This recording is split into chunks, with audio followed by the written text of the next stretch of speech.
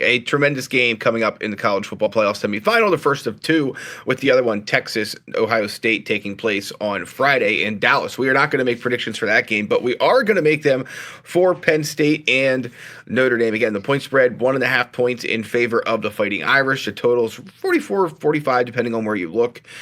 T. Frank, our staff, made their picks over at BlueWhiteIllustrated.com earlier this week. We got one already in the chat, PSU 24, Notre Dame 17 from Dave.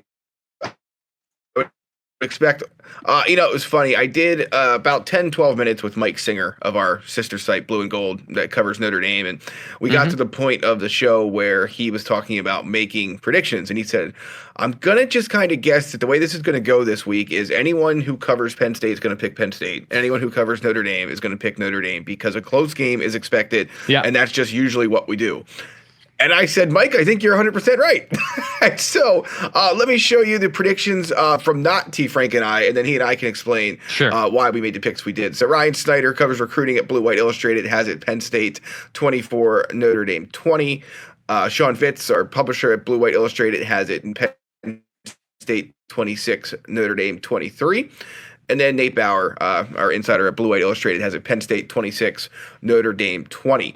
So as you see there, we all picked Penn State, and what goes without saying that I think we all expect a close game. But T. Frank, let's get to your prediction now. You have it Penn State 31, Notre Dame 20. Notable because it's the largest point spread of any of us who made a pick on this game. Why? Yeah, everything I said about, I think, by the way, this was different than my prediction in the article, and you can go read everybody's opinions and their thoughts of what's behind those numbers. You can go read it at BlueWhiteIllustrated.com. Just like I said, everything I outlined today, I think Penn State's schematic advantages in this game that they have built into their offense cause Notre Dame some problems where they will have to adjust. I don't think the same is true of the reverse. Penn State has, and this is something before I even got to all the run game stuff, Penn State has been better against man coverage because of Tyler Warren and the improvement from Trey Wallace. So they have at least two answers in the offense. I don't know that Amari Evans, people have been asking for the Amari Evans breakout game.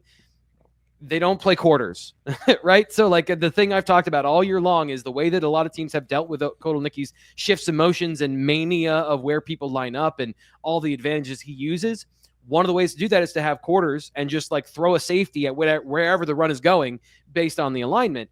They don't do that. This is not a too high defense. So cover 3 is what they're going to run. And that's a little more predictable, a little more stable. And I think it has caused Penn State probably the most problems, but they've still been successful at at having offense against that. And back to the Amari Evans thing, he's kind of a specialist against in one or two situations.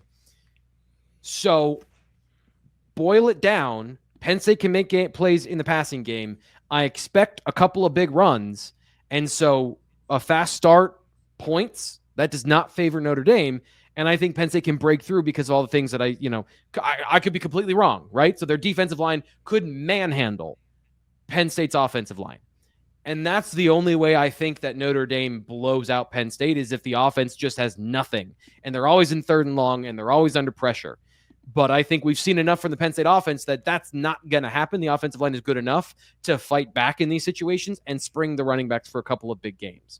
So that's where I have it. I think another fast start, or at least at some point they're going to generate some big plays. And that's going to lead to Notre Dame having to keep up. And I don't know that they can do that in this offense outside of Riley Leonard creating out of structure. And again, the data says that Penn State's pretty good at preventing those, especially on the ground with the quarterback. Yeah, so I completely I look at this game like this. I hate it making a pick on it because I don't know the status of two of the best players on either side of the ball. But I do think it's a very close game. I have Penn State 24, Notre Dame 20. I went back and forth on – I had the score locked in for a while, but I was going back and forth on who wins. Notre Dame can take the ball over, and then they take advantage of it. And there is just no way of denying that that has been a successful formula for them this season. So can Penn State limit its turnovers?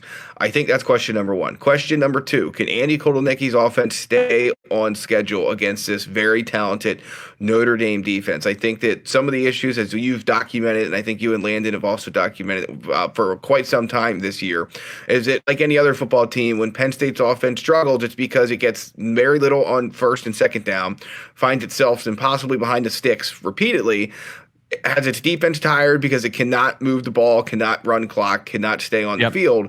And that leads to problems and situations where some of the things you're talking about as a strength for Penn State and maybe a weakness for Notre Dame can actually flip based on how much the defense is on the field. So that would be concern number 2.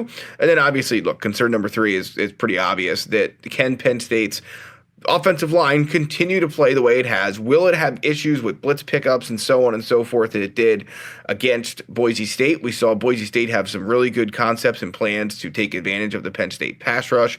Will that be an issue again for the Nittany Lions against the Al Golden defense that will blitz on all different ways, shapes, and sizes? So time will tell. So all the answer to those 3 questions are going to be the ones that lead to the final outcome. I have a Penn State 24-20, but Notre Dame winning this game would not surprise me in the least, and it should be a good one. Hopefully it lives up to the hype. I get concerned, T. Frank, because a lot of times these games we hype up as ones that are going to be good and close and this and that aren't. So hopefully this one lives up to the hype. But either way, we'll break it down here at BlueWhiteIllustrated.com.